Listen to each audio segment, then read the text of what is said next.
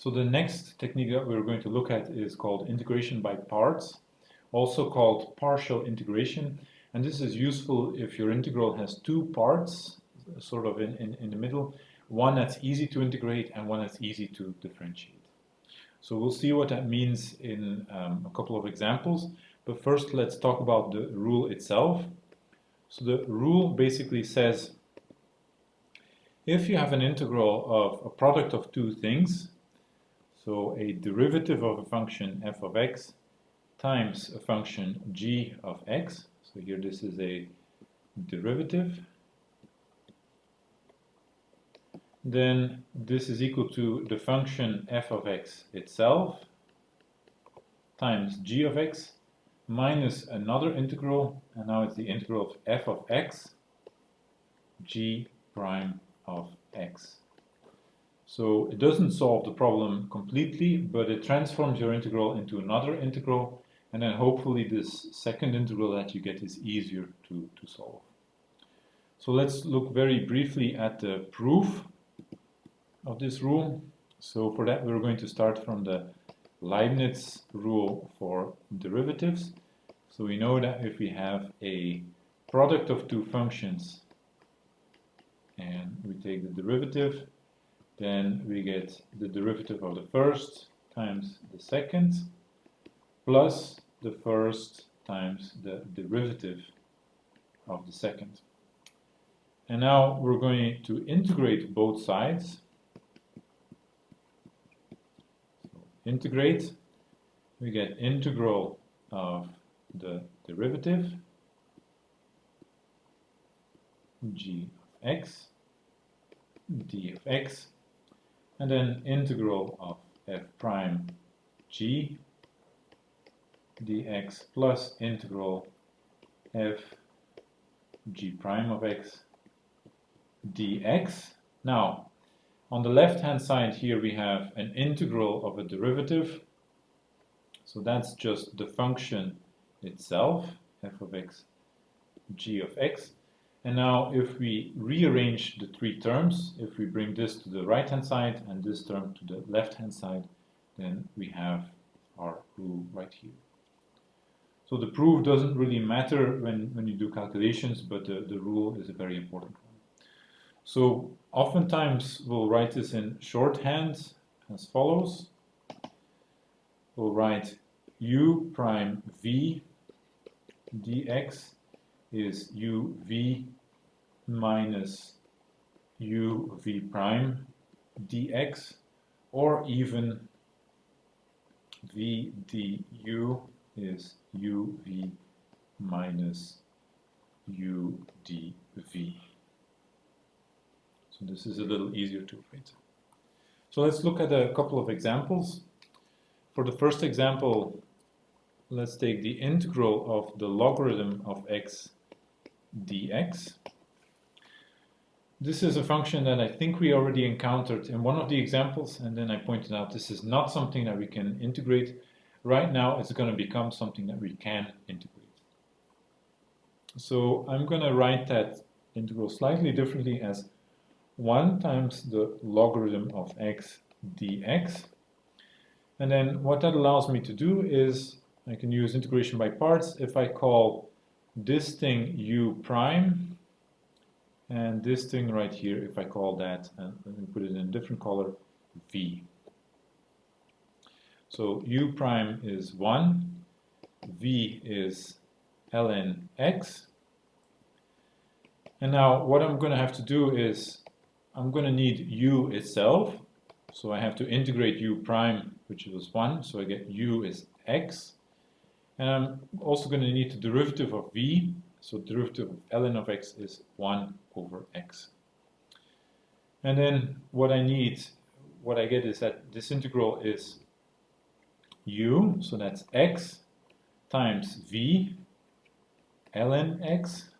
So this is then u, and this is v, minus x, so u times v prime, so the derivative of ln, that's 1 over x dx.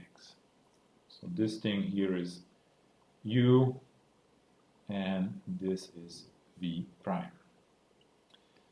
And you see that things become a lot easier now because we have x times 1 over x, that cancels, and then integral of dx, that's just x itself plus a constant. So we get x times ln x minus 1 plus a constant. Secondly, let's have a look at the integral of inverse sine of x dx. And here we're going to use the same trick. We're going to write it as 1 times sine inverse x dx. This is going to be our u prime because it's something that we can easily integrate. It's going to give us an x. And this is our v because it's something that we can easily differentiate. We know what the derivative of the inverse sine is. So let's write it out a bit. So u prime is 1, and therefore u itself is x, and v is sine inverse x, and therefore v prime is 1 over square root of 1 minus x squared. And now the integral becomes u times v, so x inverse sine of x minus x square root of 1 minus x squared dx. And let's put everything in the right place. So this is u, this is v, this is u, and this whole thing is v prime. And so now the last step is we have to solve this integral. So let's do that on the side here. I'm going to put some space for that. So x dx over square root 1 minus x squared. So there's a substitution again that we can make. We can call this thing t. So t is 1 minus x squared, because then dt becomes minus 2 times x dx. So that's nice with the numerator. So then the integral is minus 1/2, that's from the minus 2 here, dt over square root of t. So 1/2 t to the power minus 1/2.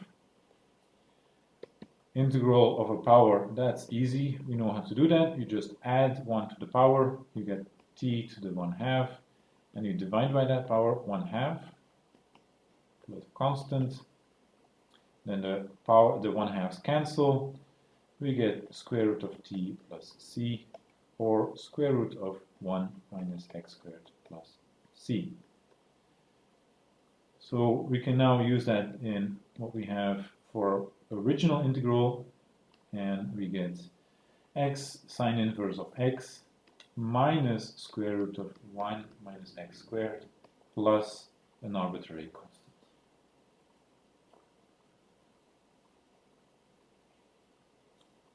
And I see I missed a minus here, so there's a minus, minus, minus, minus, and then this becomes plus. Okay. Quick side notes, these expressions look very strange. Probably I definitely never saw this combination of functions together. If you do an integral and you want to make sure that you have the right answer, just differentiate the answer and see if you end up with where you started. Usually it's easier to differentiate, so it can be a quick check. For the next example, let's have a look at integral of secant to the power 3x dx. And let's write that as integral of secant squared x, secant x dx. And that is a good thing because now we can write secant. We know that that's related to the tangent, so we can write that as tan squared x secant x dx.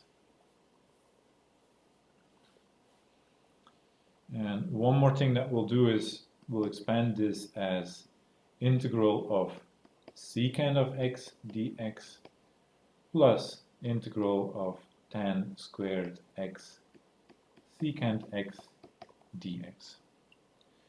So now, why do we do that? Well, this part we already know.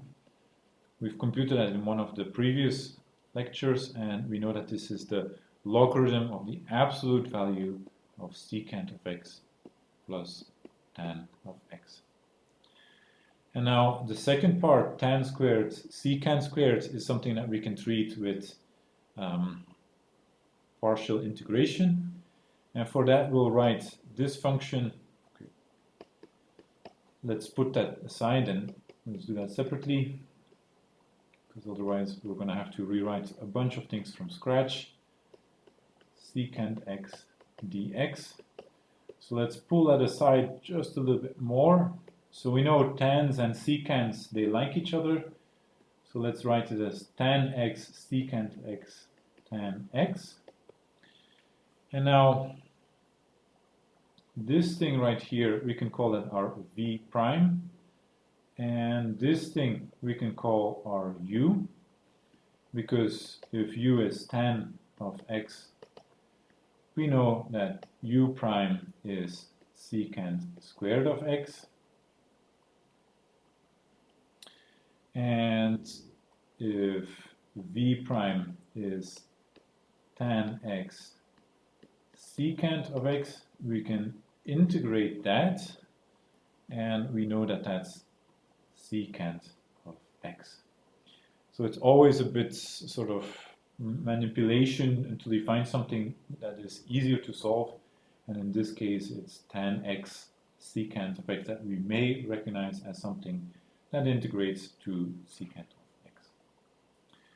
Okay, so what does that give us for our subintegral here?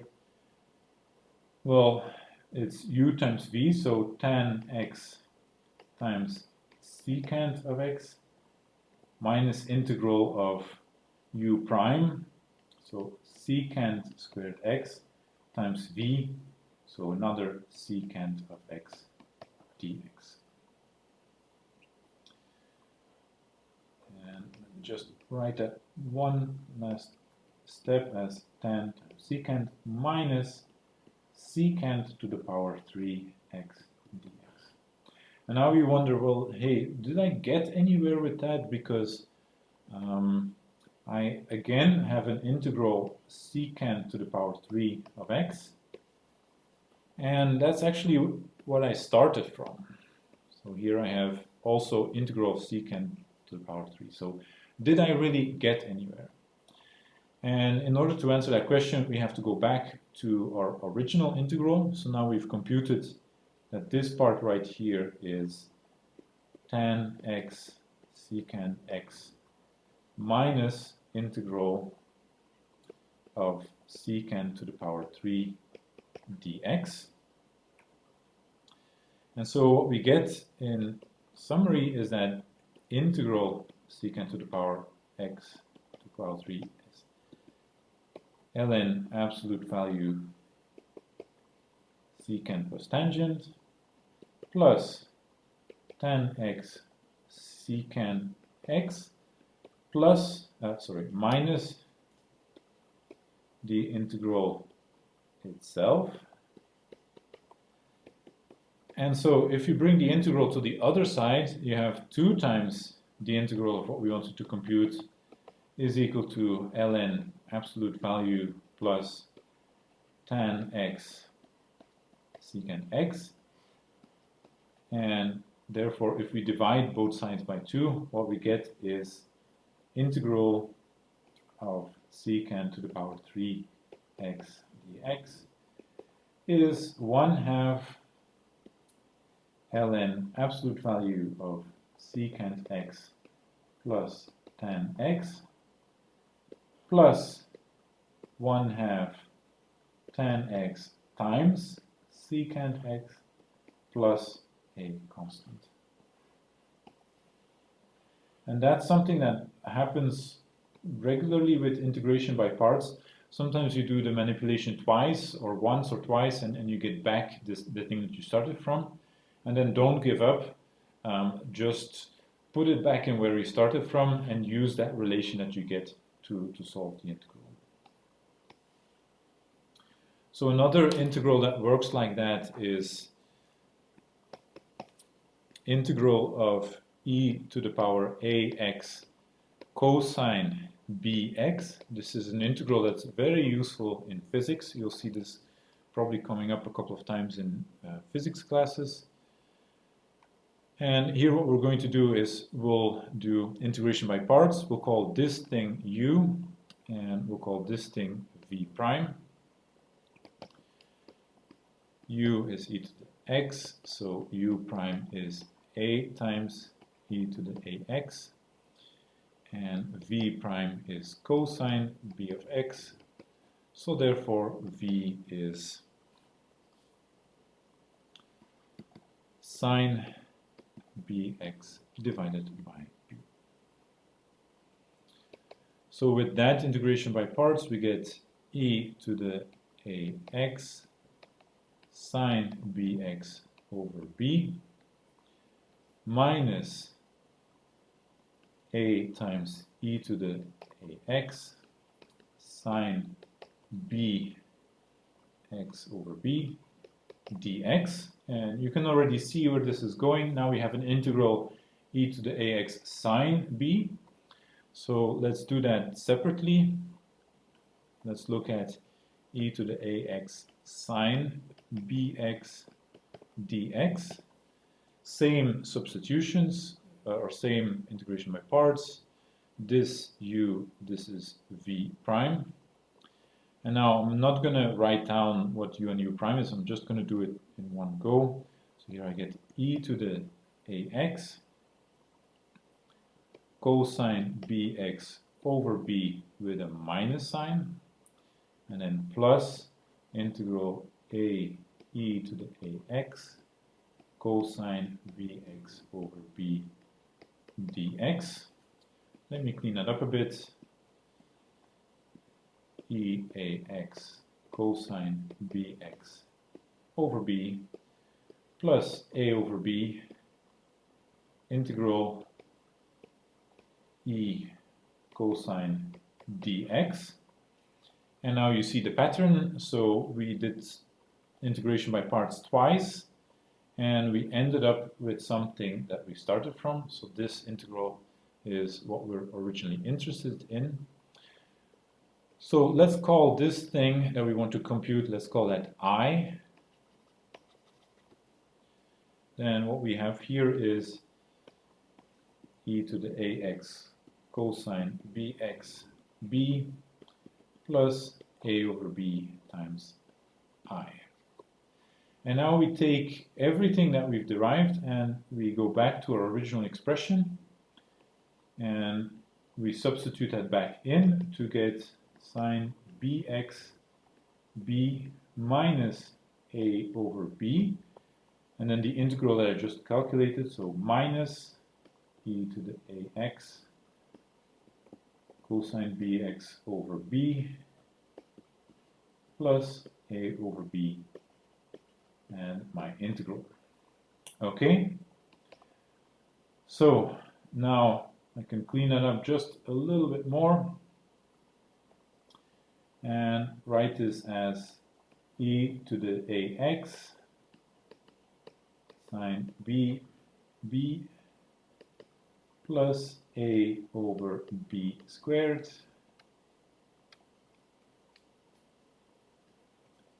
e to the ax cosine bx minus a squared b squared times the integral. And so what does that tell us? Integral is equal to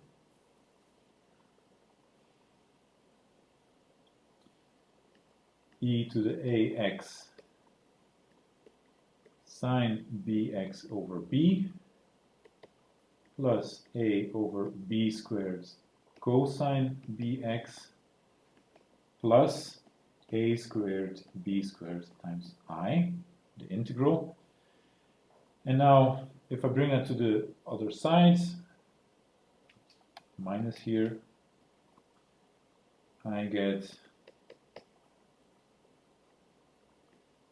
a squared plus b squared divided by b squared times I equal to e to the ax sine bx over b plus a over b squared cosine bx plus my integration constant. And now just a little bit more algebra. If I multiply by the inverse of this fraction right here, I can clean that up and I get e to the ax a squared plus b squared. And then finally, if I bring the remainder, the b squared, into the fraction, I get b sine bx plus a cosine bx, and then I can't forget my integration constant. Okay, and that gives me my integral. So you see a lot of work calculation-wise, but it comes down to identifying where to use the integration by parts